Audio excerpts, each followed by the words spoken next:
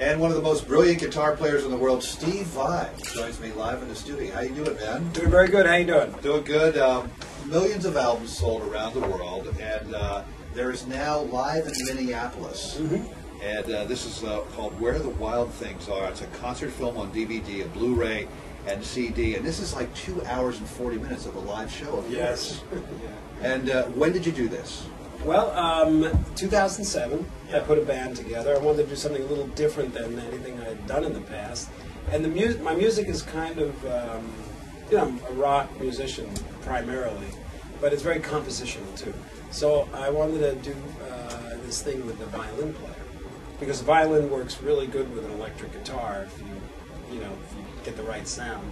I'm reminded of Jean-Luc Ponty. A little different than what he's doing, but still, it's pretty intense. And you have two violinists, right? Yeah, because I found one, which was hard, because everybody that was coming down with these like metal shredders. And it wasn't what I was looking for. I needed somebody that really understood the the dynamics and intonation and could read. And everybody that I auditioned that played classical, was just like wimpy when it came time to rock out. Do you find that with classical musicians sometimes? It's a different world. Completely. Yeah. Different world. I mean, you turn your guitar. I played with orchestras, and I'd get up there and I'd turn my guitar up, and sometimes people just get up and walk right out of the orchestra. And I heard sometimes classical musicians, when you tell them to improvise, they're like, they have this that's like confusion. an alien where it's like asking a rock. It's like throwing a piece of music in front of a rock musician. Yeah, well, so you got the two violinists. So then I found this one guy, Alex DePue. He came in and he just nailed it. And then this young girl, Anne-Marie Calhoun from the Midwest, she came in, and these players are just like elite. Really? And just so fascinating, and they have such a great chemistry. One is like the devil and the other is like the angel.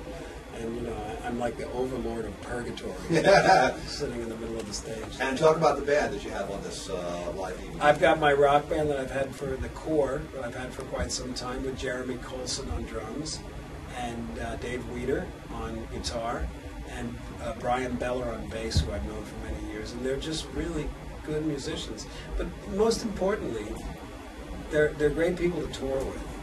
That's important. It's very important, because when you tour, there's no secrets at sea. Exactly. If somebody is a jerk, when they go on tour, they become really big jerks. They used to say that about like girlfriends. You don't know the girl until you take her on a vacation. That's right. Well, take her on tour, and you'll really get to know her. Well, we've spoken about Frank Zappa before, and I always love to talk about Zappa with you because you have so many great stories. And one, when you were playing with Zappa, this is what I heard. You can verify this if you want. People used to bring you charts to the shows to see if they could stump you from playing complicated music. Well, I wouldn't want to just, blow out any rumor like that, because that's a good one. That's right, and then they would hold it upside down. Yeah, and then they'd light it on fire, right? They'd light it on fire, and I'd have to read it before it disintegrated.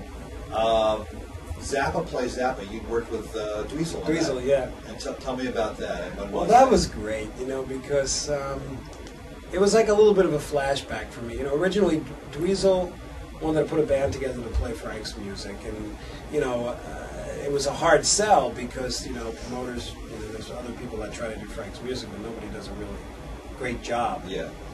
They do a loving job, but Frank's music is tough to do right. And that's an understatement. Yeah, I know. So I got involved to help them get a push off, because the promoters knew that it was going to be a quality kind of a project. But then what Dweezil did just was unbelievable. I mean, he was very, very particular and dedicated, and crafted the show around Frank's music. Yeah. I mean, the way it was recorded. And it was great because he could go into the basement and get a lot of the old pieces of gear and everything to replicate the sounds. And, with Terry Bozzio on the bill, we just had a great time. It was really wonderful. And Favored Nations is the label that you own, and a lot of artists on there. Some of my favorites, including you, of course, Eric Johnson, Steve Lukather, and John Petrucci. Tell us what's going on with Favored Nations these days. You got some new artists, some cool artists? Well, right now, it's funny because I've had the label for like 10 or 12 years. Yeah. And with the way the music industry just went boof. Yeah. And so many labels, especially so many indies, just bit it. we're really fortunate because I never let the label get so big, you know, and kept it very controllable. And, you know, with the onset of the digital generation, it's easy to make all that, you know, catalog of 80 albums or whatever we have, you know, available digitally. So then when it came time for me to release my stuff, which I've been a Sony artist for many years. Yeah, yeah. You know, I held off on everything else and, you know, put a really good team, you know, together, just washed out the old team and put a new, fresh team together. And we're focusing very heavily on my product right now. Right, of course. But I kicked off this new division called Digital Nations, Oh, okay. which is just digital releases around the world. Because you've got Favorite Nations acoustic too, and We electric. got acoustic and jazz and you know, Favorite Nations cool and Favorite Nations acoustic, and some of the acoustic players are just, oh my god, best in the world. Tommy Emmanuel. Okay, yeah. Ever hear that stuff? Yeah, yeah. He's just, I mean, it was so great to be able to work with these players. And you know, they're very niche marketing, but there's people that find that music vital. And I'm just so thrilled that I was able to, you know, help them make their music available. And it's still great. You know, some of the new products I'm looking at are these new generations of guitar players that are just tearing it up. Yeah. I see these guys play, and it's like, what are they doing? And it's good. It's like an artist-friendly sort of label because you're an artist yourself, so it's probably good in that respect. Yeah, I mean, the way the deals are structured are different than any conventional. I know everything a lot.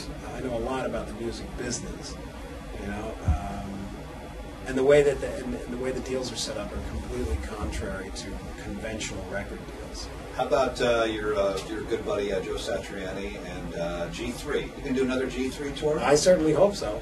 Was there one with you and Eric and Joe at one point? Yeah. Yeah. Sure, yeah, there was me and Eric and Joe, and then me and Eric and Petrucci, and Yngwie, and he's done some without me too. Yeah, yeah. He's got great, you know, I think Paul Gilbert and Petrucci, I think did one. You know, so whenever he's available to do it, and then whoever else is, you know, he chooses that's available. How about the Steve Vai Masterclass? Ah, Tell me about that, man. Oh, That sounds amazing. Well, you know, I'm so lucky because I can do tour, record, but every now and then I can just come up with something and go and do it, and I always like teaching. You know, I've been touring and in the business for like 30 years, 31 years. And, you know, when I look back at my career, there's a lot of pivotal moments, you know, and moments of clarity where I saw, you know, leaps and bounds. And when I talk to young musicians, you know, the questions on their mind are, how do I make it in this business? How do I become an independent musician? You know, how do I become a better player? How do I get closer to my instrument? Well, you know, do I really even want to be a musician for my whole life, you know? So I've had, you know, a lot of great experience in all those things that you can't learn in books or read on the internet. So I almost feel it's like a responsibility to share these things. And it's really great because I love talking, as you can tell. And, you know, I love sharing these things. And it's really nice to see that connection made where a kid, you know, realizes he can do something and he gets it now. Because there's not really any schools or anything that teach this stuff. Yeah, that's from somebody who, like yourself, who's that, you know, that experienced in sort of the business and the creative side as well. Yeah, I mean, I don't just sit there and teach guitar exercises and scales and music theory. I mean, you can learn that stuff anywhere. You know, I take a more esoteric, you know, left of center approach, and they really like it. So if people want to take the Steve Vai Masterclass, it's like on the Vai.com website or something? No, it's just something I decided to do to kind of like split up the tour.